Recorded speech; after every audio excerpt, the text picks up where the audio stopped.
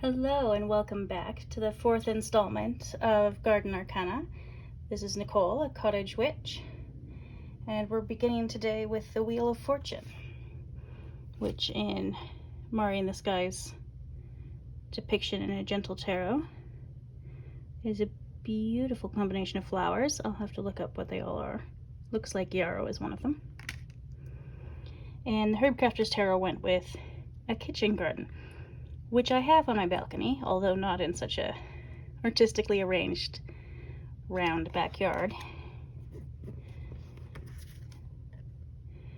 And I am looking forward to enjoying some of the herbs from this. Actually, I think I have most of the herbs that they've chosen for the Wheel of Fortune. But the flower that I chose, because it's everywhere around here, is rose. And this is from the Soulflower Plant Spirit Oracle, which I still never remember the name of. They chose it for joy. I think it's, for me, associated with cyclicality and impermanence, because you see such different aspects of it in every season of the year. And so we're in rose petal season right now, and I am harvesting some rose petals, some of which I've got. So I've got some, they look sort of purple here, but they're just drying, and I'm going to use them in some tea later this summer. And actually probably this weekend we'll go and collect some more, because I can never have enough rose petals. And then in the fall, after the first frost, I'll collect rose hips. And in the winter, I think they're a protective element with the thorns, or prickles, or whatever they're properly botanically called, comes more to the fore. And I love the wild roses around here. They are very adaptable as well to any season and any location. So wherever fate sends them in their journey, whether it's down by the river where they can grow to be taller than I am, or up on one of the high hills, which is a sort of a prairie grassland up on a hill. Further north in the city, it's much harsher up there. It's less sheltered. So in the winter, the wind will be icy and severe. And they grow not even a foot tall, like 6 to 8 inches tall. They're tiny and stay very low to the ground. But they have such incredible range to adapt to wherever they end up around me. And you can use the flower bud or flower in the rose hips, as I said, and I love using those. It's the hips in particular are known to be full of vitamin C and flavonoids, I believe, but definitely vitamin C and antioxidants. And you can press the hips into an oil. Some people like using it as a face oil. I'm not so much for the face oils, but whatever floats your boat. Wild rose, the petals have been used as a heart tonic, and can be infused into honey, vinegar, alcohol, sugar, oil, tea, whatever you can think of to infuse them into. Basically, they can be infused. They smell beautiful. Wine, they can also be used to make wine, as can the rose hips, which I haven't tried but may someday. And rose hip honey might be good for sore throats in a tea as well. Very many people have used roses, both in Europe and North America. In Europe, the Scots have used rose petals for headaches, the heart, nerves, and exhaustion. In North America, the Cree have used the stems in teas for curse breaking, and the inner bark decoctions for sore eyes. And that's again from Russell Willier's book, A Cree Healer and His Medicine Bundle. The Métis have used roots for fevers, colds, fevers, diarrhea, and stomach problems, petals as a heart tonic, and a root decoction, which is basically a long simmered tea for a sore throat and bleeding in the mouth. And then the Anishinaabe have used the hip, the rose hip, in a cough syrup. So there have been many uses for many parts of this magnificent plant over many hundreds of years. And actually, I have a few of these pendants that you can screw the top off of and put things into. It's a bit squeaky. And I've put some rose hips and rose petals in there so I can carry it around with me as I get to know the plant better. It is one of my plant teachers, and it's very special to me. It feels very protective as well, for whatever life might throw at you. Next is justice, or adjustment, or balance, I suppose, depending on who you ask. These look like little tea bags to me, or little seed bags with the little sprouts in the earth. And there's this, I have no idea what kind of tree that might be. Whatever it is, it's not native to my area. If it's even a real tree, I'm not sure. But it's a beautiful card. And I love the Herbcrafter's choice of cannabis for justice, because it speaks to me of social justice, or the lack thereof, where I believe in the US there are a lot of black folks incarcerated for the use of cannabis, small amounts usually, and sometimes incarcerated for ridiculous periods of time.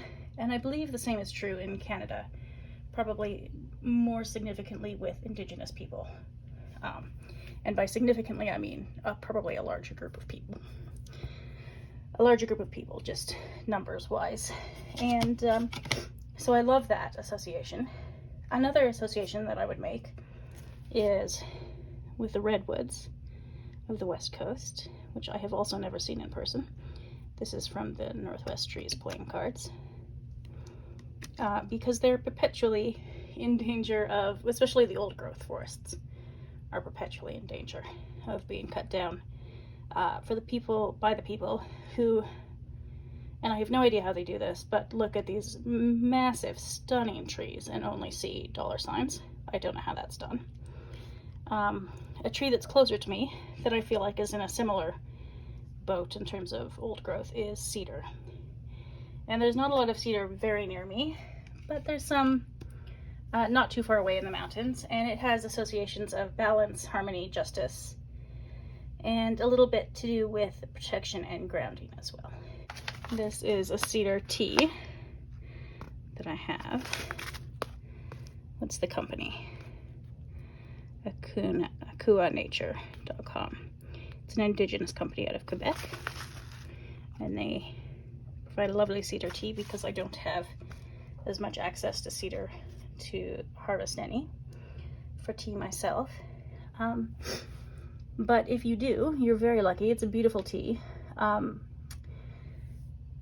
You can also use the inner bark or the leaves, and they've been traditionally used on both sides of the Atlantic again. In Europe, they've been used as a diaphoretic and to stimulate menstrual flow. They've been used for muscle aches and pains, both internally, pardon me, I can't speak today, good grief, and externally, like on salves and things. Apparently you do have to be careful of overdosing, which I think would be quite difficult with just a cup of tea, but if you went overboard, you could make yourself a bit sick. The inner bark tea is good for headaches, or has been used for headaches, I should say, heart pain and swelling. And if you're taking it for these things, you can take an infusion just in tablespoon doses. The Anishinaabe, according to Kiwadinakwe, in this beautiful book that I've mentioned before, Plants Have So Much to Give Us, All We Have to Do Is Ask, has said that the Anishinaabe used to smoke it to ask for help. People may still, I'm not aware.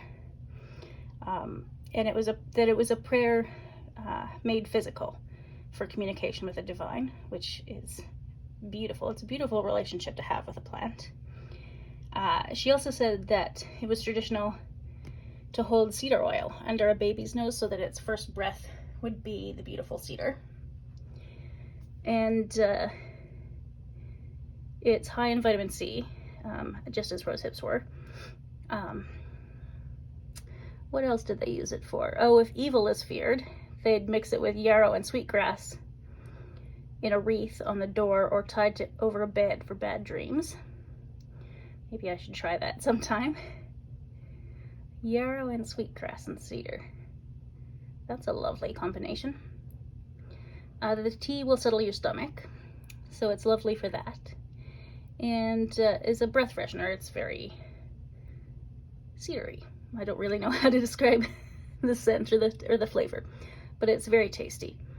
The Micmac also used it topically for swollen hands and feet, and said not to boil the tea, but just steep it, and not to take it during pregnancy. And the book I used for that, Micmac Medicines by Laurie Lacey, who is Irish and Micmac, and spent quite a lot of time on the East Coast talking to elders about what they can recall plants being used for. So that's a beautiful little book. It's very short, but it goes into just a little bit, touches a little bit on quite a lot of plants.